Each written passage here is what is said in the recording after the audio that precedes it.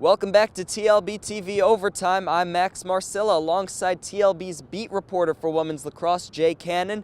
The Terps had a big win in the nation's capital and they topped Georgetown 17-13. Here are some of the highlights from the Maryland victory. The Terps took a short trip down to Washington, D.C. and all of a sudden it's a beautiful 60-degree day. Perfect weather for Maryland lacrosse. The Terps took on Georgetown and with an upset in mind, the Hoyas struck first. Later, the Terps rallied back, scoring 3 consecutive goals, including these 2 from junior Taylor Hench. Then Megan Whittle took over. The junior scored 3 goals and assisted on another in the first half. Georgetown fell behind 9-2, but put together a remarkable comeback at the end of the first half.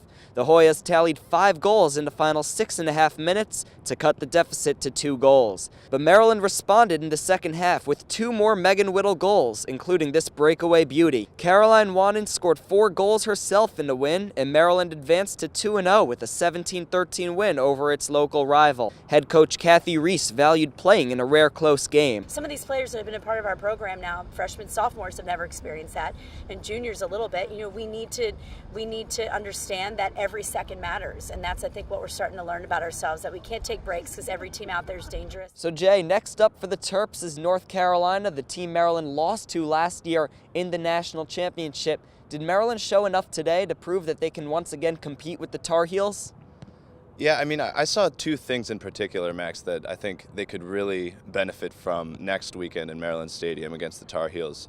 First, the attacking play of Caroline Wannen and Megan Whittle at that. 5 goals for Whittle, 4 for Wannen. If you have that kind of attack against a team like North Carolina, it sets you up well. And then, of course, we saw Megan Taylor with another tremendous start to the game. A little, hiccup towards the end of the first half with 5 unanswered goals for Georgetown. But, I mean, she made some spectacular saves, and she's going to be very important for next weekend's game against the Tar Heels.